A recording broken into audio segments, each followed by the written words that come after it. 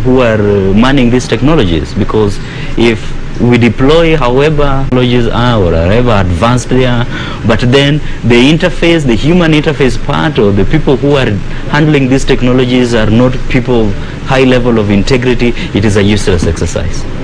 So it is something that is important. Technology is good, but the people who are handling the technology must also be as good in terms of morality and integrity just as the technologies, because the robot will go where you instruct it to go. If you instruct it to go in the wrong direction, it will go in that wrong direction. The problem is not the robot, the problem is the person instructing the robot. Yes. Because look, systems can either be made to succeed or to fail. Yes. Because it's all a question of how do you configure your systems. I mean, if you want them to work, they are going to work. And if you want them to fail, then they are going to fail you completely. We've gotten to a point in life whereby we have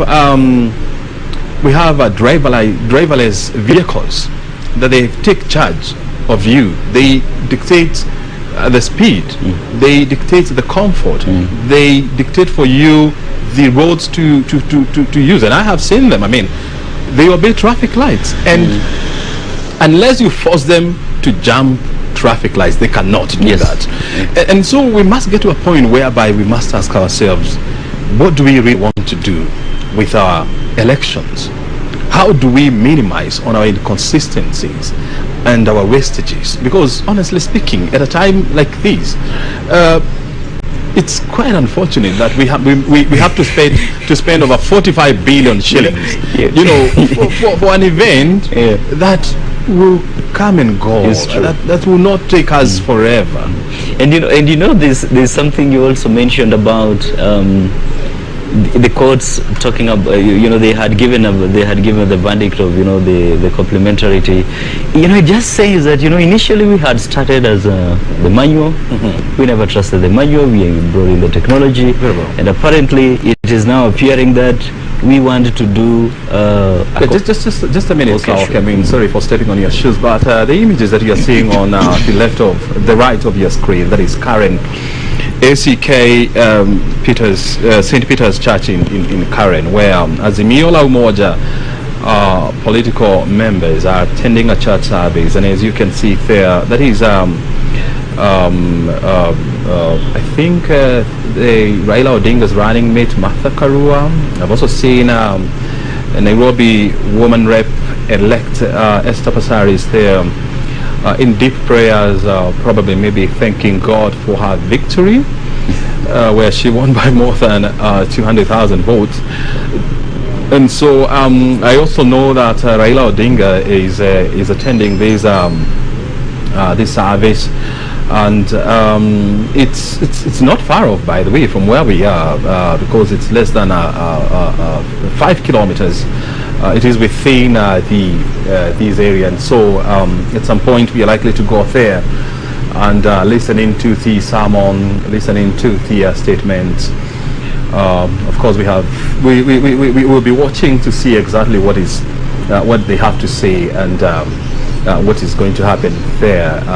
We're also keeping tabs of where the Kenya Kwanza team is, and even the Agano party, as well as the Roots party, where they are attending their church services, and we'll be dashing there to get a glimpse of where they are. So, but back on the screen now is the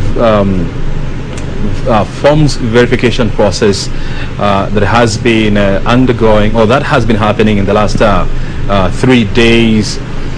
Today being a Sunday, this process started on Thursday, and today is a Sunday, and so we are looking forward to the completion of this process. So far, the number of verified constituencies now still stands at 141, and out of the 141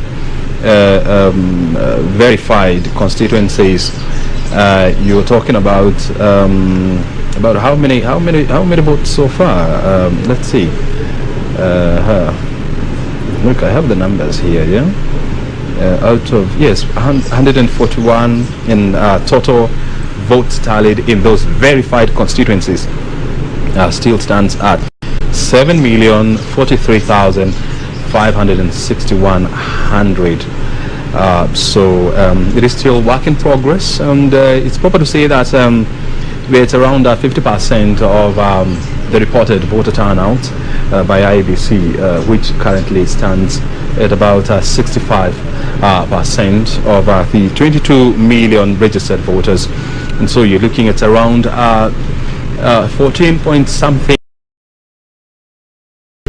the General Service Unit, the Kenya Police Service, as well as members of the National Service who are helping to ensure that there is order, there is peace, and there is harmony within this very critical installation. Well, this is what's happening here. We are camping here until the end of this process, until the final call has been made. And remember, that is the work of IEBC Chair Wafula Chebukati, who has been in charge of this process, giving us daily briefings to ensure that the country is updated as to what is happening here. So we've been here for the last almost now 2 hours, right? We need to stretch a little bit. We need to grab a cup of coffee because this place can be very, very cold. The morning chill here is absolutely on another level. Sometimes the temperatures are going as low as 14 degrees Celsius, and so you must